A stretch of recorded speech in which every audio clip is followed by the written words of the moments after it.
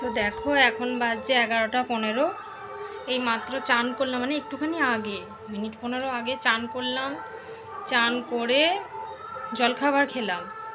তারপর আমাদের বাড়িতলায় থেকে একটু আমার ওই যে দিদা আছে, দিদা একটু ভোগ এনে দিল, ভোগ খেলাম। খেয়ে এখনও বসে আছি, এখনও পর্যন্ত কোনো কাজ হয়নি। এই দেখো সমস্ত কালকে ঠাকুর দেখতে গেছিলাম, যাবতীয় জিনিস সব পড়ে আছে। এখনও পর্যন্ত বিছানা পর্যন্ত ছাড়িনি, সব বাসি বিছানা পড়ে আছে।